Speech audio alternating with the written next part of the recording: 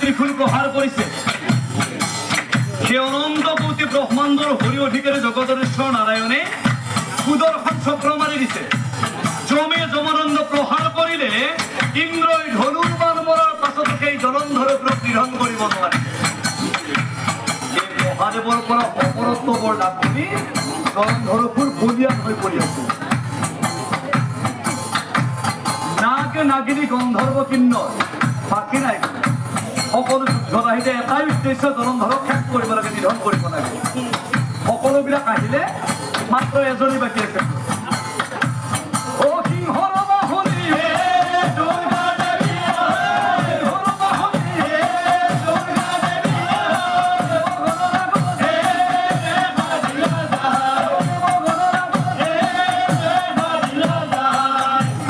দেৱগণৰ অসংকৰ দেখা পাই দুৰ্গতিনাখিনি দুৰ্গাই হাঁহি হাঁহি নাচি নাচি তাণ্ডৱ নৃত্য কৰি গৈ দেৱগণৰ আগত পলালগৈ দুৰ্গাক দেখি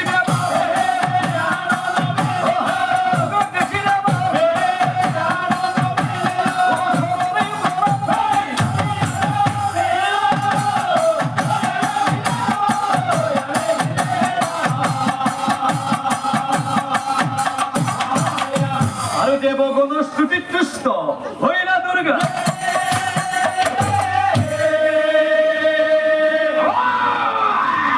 শক্তি পাই দেৱগণ শক্তি পাই দুৰ্গা দেৱীৰ পৰা শক্তি গোটাই লৈ দেৱগণে পুণ্যদ্ৰমে আকৌ যুদ্ধ আৰম্ভ কৰিছিলে জলন্ধৰৰ লগত এইবাৰ 12 দিন 12 ৰাতি তুমুল সংঘৰ্ষ এফালে জলন্ধৰপুৰ অকলে আনফালে 33 কোটি দেৱতা এজন জলন্ধৰে দেৱগণক কসমছ দেখুৱাই দিছে নাৰায়ণৰ সন্মুখত দেৱগণক খেদেলি ভেদেলি কৰি দিছে আৰু প্ৰভু নাৰায়ণে উপস্থিত থাকি যেতিয়া তেখেতে নিজে স্বচক্ষুৰে এই দৃশ্য প্ৰত্যক্ষ কৰিলে নাৰায়ণে ভাবিলে উপায় কৰে কি কৰা যায় শেষ দৃশ্য উপায় কি হ'ব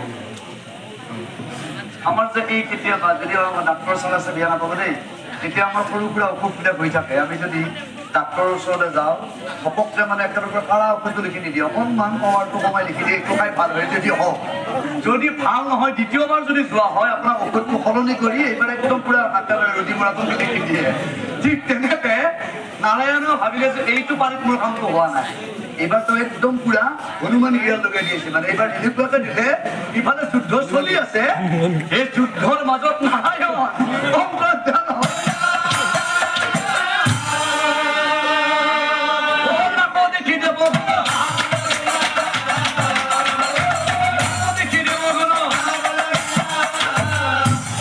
বিমূৰত পৰি গ'ল যুদ্ধৰ যিজনে মূল গুৰি ধৰি আছিল প্ৰভু নাৰায়ণ তাৰ পৰা অন্তৰ্ধান হৈ গ'ল খন্তেক কাগজে তেখেতে কিন্তু দেৱগণক ভতিয়ৰি দিছিল শুনা দেৱগণ যুদ্ধৰ মাজত তোমালোকে কিন্তু নকৰিবা পলায়ন নিধন কৰিম জলন্ধৰক ৰাখিবা মনত এটা প্ৰথমতে তেওঁৱে তাৰ পৰা অন্তৰ্ধান হৈ গ'ল এতিয়া চাওক ৰাইজসকল দস্যুক বিনাশ কৰাৰ নিমিত্তে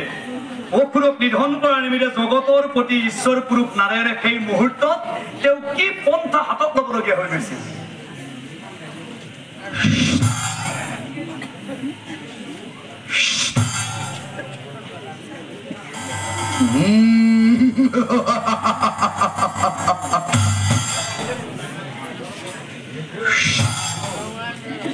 ও মায়া কৰিছি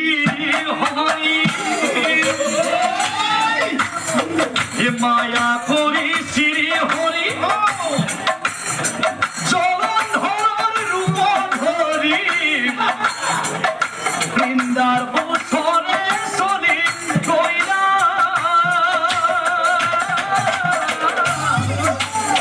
বৃন্দা বৃন্দা ক'ত আছা তুমি বৰ মনত পৰি আছো আৰু সেইকাৰণে যুদ্ধ ক্ষেত্ৰৰ পৰা বাহিৰে বাহিৰে তোমাক চাওঁ বুলি আহিছো নকৰো তো ফল যুদ্ধ তুমি ক'ত আছা বেগত ওলাই আহা বৃন্দা ও আহা আহা ৰামেশ্বৰী এবাৰ কোনে কৰিম পুৰা ৰমা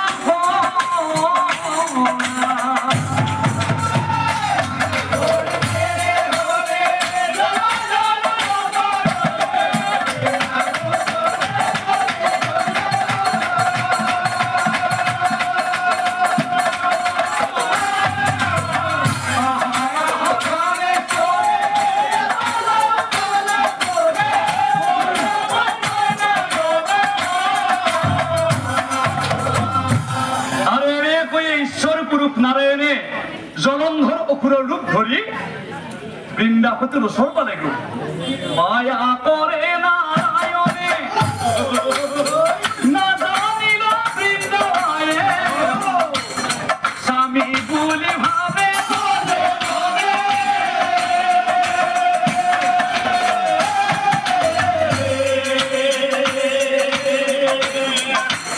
আর স্বামী কোঠরে ভাই বৃন্দা আনন্দর হিমালয় সরি গইলা তুই অন্তপুরে